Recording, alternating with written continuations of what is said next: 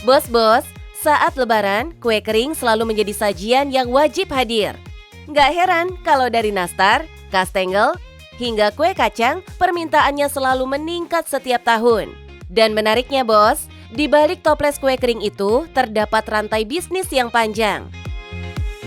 Mulai dari produsen rumahan hingga pedagang di pasar tradisional. Halo, bos. Saya Erna, menjalankan usaha kue kering Pusaka Kuitang. Di sini andalannya kue kacang kering nih, bos. Penasaran? Tetap di Cuan, bos.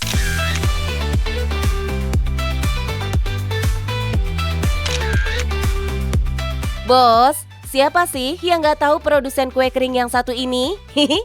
Yap, kue kering rumahan di Kuitang, Jakarta Pusat ini sudah beroperasi lebih dari 3 dekade loh bos. Awal mulanya dari orang tua ya. Orang tua, karena orang tua udah nggak ada. Jadi sekarang anak-anaknya yang nurunin, bikin, yang nerusin ya. Awal mulanya sih kue semplit ya. Kue semplit, kue kacang. Jadi seterusnya banyak inspirasi. Jadi macam-macam kue sekarang. Kue kacang jadi salah satu kue andalan di bisnis rumahan ini. Proses pembuatan kuenya tetap dipertahankan secara tradisional loh bos. Salah satunya pada proses pengolahan kacang bos, yang masih ditumbuk secara manual. Karena kacangnya itu ditumbuk ya, bukan digiling. Jadi asli banget carinya. Langsung kita masukkan adonan tanpa pakai macam-macam pengawet apa segala, nggak ada. Itu asli bahan-bahannya. Bos, berbeda dengan banyak usaha makanan lain, produksi kue kering ini justru hanya saat di bulan Ramadan saja. Selebihnya, kue disimpan, di stok untuk dijual di pasar tradisional di luar bulan Ramadan, bos. Kalau hari-hari biasa ya, orang nggak terlalu fokus sama buat kue kan, gitu. Tapi kalau bulan puasa itu pada fokusnya ke kue, karena kan buat Lebaran. Ramenya itu buat bulan puasa sampai buat Lebaran. Itu udah tonan deh. Soalnya kemarin aja ke Jambi 150 black. Satu kaleng ini bisa diisi hingga 9 kg kue kacang dan 12 kg nastar. Untuk harga jual, dijual Rp80.000 per kilo. Sementara reseller bisa lebih murah, sekitar Rp75.000 per kilo. Menjelang Lebaran ini, Erna bisa jual ratusan kaleng, yang artinya doi bisa raup cuan hingga puluhan juta rupiah, bos. Enggak sih, emang kue ini keluarnya setahun sekali. Emang adanya setahun sekali. Sebenarnya sih dari toko ada gitu, cuma kalau di toko kan mereka ngambil dulu ya. Modalnya mesti 2 kali lipat gitu. Dari dapur rumahan di Kuitang, kue kering ini kemudian masuk ke pasar tradisional. Menjelang Lebaran, pasar tradisional jadi salah satu tujuan berburu kue kering, seperti di Pasar Jatinegara, Jakarta Timur. Di tempat ini, beragam kue Lebaran dijual dalam berbagai varian, mulai dari kue klasik hingga varian modern dengan campuran coklat dan kacang. Kita lagi di Pasar Jatinegara di basement, lagi ada kue pembelian coklat kacang mede. Kalau aku tim beli sih. Waktunya sama bahannya, apalagi sekarang lagi mahal, jadi lebih efisien beli aja jadi. Yang lagi tren itu lidah kucing, karena memang di sini kuenya enak. Yang toko ini bikin juga, beli paling buat tambah-nambahin ya. Menariknya bos, tidak semua pembeli di pasar ini hanya membeli untuk konsumsi pribadi. Sebagian diantaranya juga pelaku usaha kue kering yang membeli produk tambahan saat produksi mereka tidak mencukupi permintaan. Artinya, pasar seperti ini bukan hanya tempat belanja, tapi juga menjadi salah satu titik distribusi bagi para pedagang kue Lebaran. Di Pasar Jatinegara sendiri, terdapat banyak toko yang menyediakan beragam kue kering. Salah satunya adalah toko kue Sukajadi, bos. Halo bos, saya Suwani, saya owner dari toko kue Sukajadi.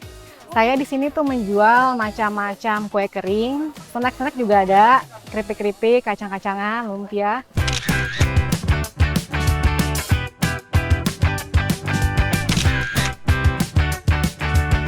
Bos, berbeda dengan produsen kue rumahan, toko seperti ini berperan sebagai pengepul produk. Artinya, satu toko bisa menjual berbagai merek kue kering dari berbagai produsen di berbagai daerah. Model bisnis ini membuat pilihan produk menjadi lebih beragam dan stok lebih mudah dijaga.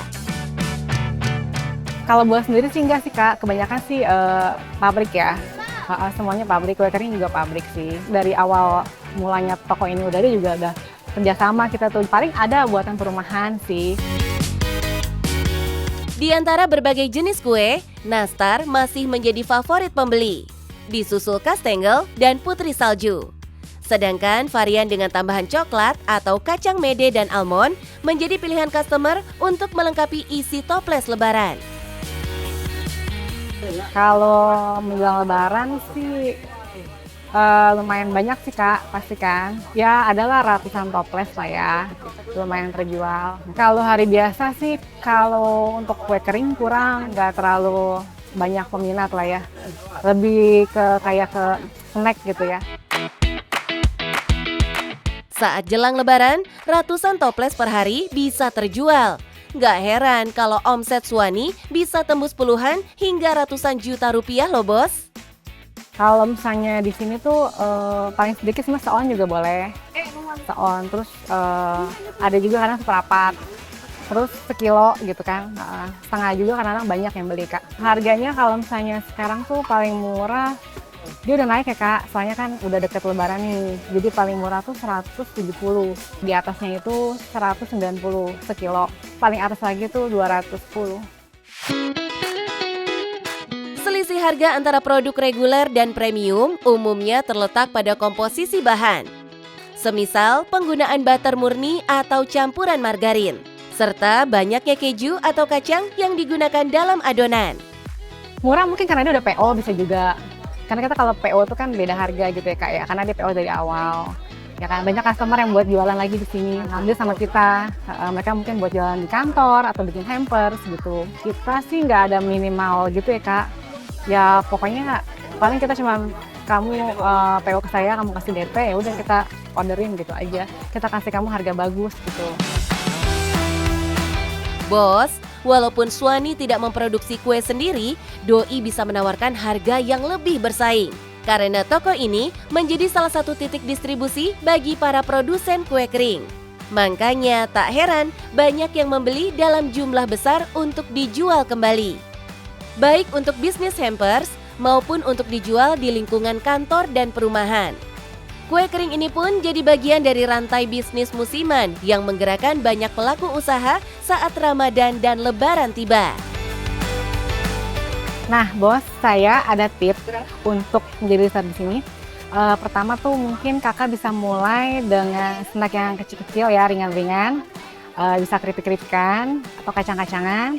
Kedua, kue kering, nastar, kastengel, putri salju. Apapun bisnisnya, yang penting cuan, bos.